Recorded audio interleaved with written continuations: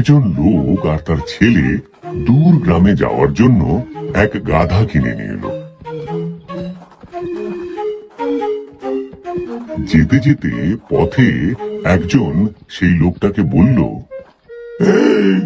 এই মূর্খটাকে দেখো, গাধার পিঠে না চড়ে পায়ে হেঁটে হেঁটে যাচ্ছে।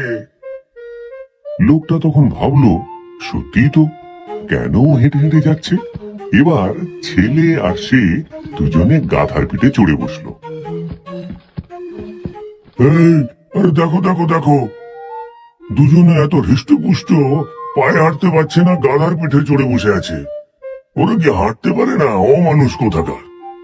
তখন লোকটার মনে দয়া হলো, সে গাধা থেকে নেমে পড়লো। এবার শুধু ছেলেটা গাধার পিঠে চড়ে চলতে লাগলো।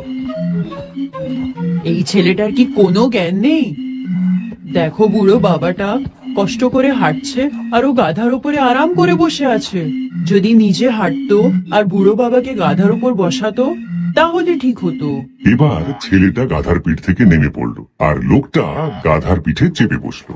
যখন প্রায় গ্রামের কাছাকাছি পৌঁছে গেছে, তখন একজন দেখে বলল, আরে ধন্য রে বাবা, এমন স্বার্থপর মানুষ আমি প্রথমবার দেখলাম, যে নিজে খুব আরামে গাধার উপর বসে আছে আর ওই নিজের ছোট বাচ্চাটাকে হাঁটিয়ে হাঁটিয়ে নিয়ে যাচ্ছে।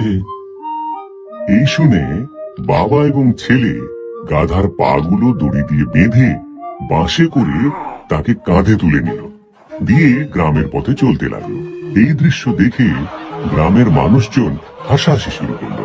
এক বৃদ্ধ এই দৃশ্য দেখে বলে উঠল, গাধাটাকে এরকম উল্টো করে কাঁধে নিয়ে যাচ্ছ কেন? ওটা কি ল্যাংড়া নাকি, পায়ে চলতে পারে না?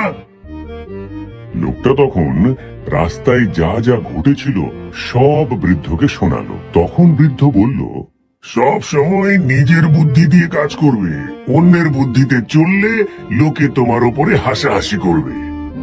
তুমি একদম ঠিক